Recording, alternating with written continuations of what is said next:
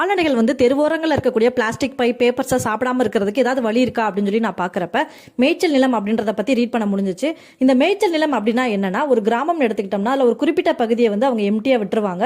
அந்த இடத்துல எந்த பில்டிங்ஸும் கட்ட மாட்டாங்க, எதுவுமே பண்ண மாட்டாங்க. அந்த இடத்துல விளையக்கூடிய புல் செடி கொடிகளை தான் வந்து அந்த ஆடு மாடுகள், அந்த கிராமத்தில் இருக்கக்கூடிய கால்நடைகள் வந்து உணவாக உண்ணும்.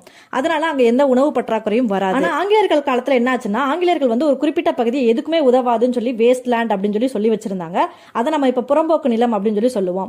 நம்மளுக்கு இந்த மேய்ச்சல் நிலத்தை பத்தின எந்த ஒரு ஐடியாவும் இல்லாததுனால நம்ம என்ன நினைச்சுக்கிட்டோம் அப்படின்னா, மேய்ச்சல் நிலமும் புறம்போக்கு நிலமும் ஒண்ணு நினைச்சுக்கிட்டோம். அதன் விளைவா வந்து புறம்போக்கு நிலத்தையும் கூட இப்ப பட்டா போட்டு விற்கிற மாதிரி மேய்ச்சல் நிலங்களும் வந்து அதோட ஆட் ஆயிடுச்சு.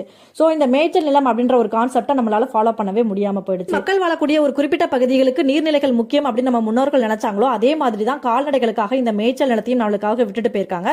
பட் ஆனா நம்ம அதை வந்து ஃபாலோ பண்ண மறந்துட்டோம். வருங்காலங்களில் நம்மளால அதை ஃபாலோ பண்ண முடியும் அப்படின்னு நீங்க நினைச்சீங்கன்னா கமெண்ட்ல சொல்லுங்க. பாய்.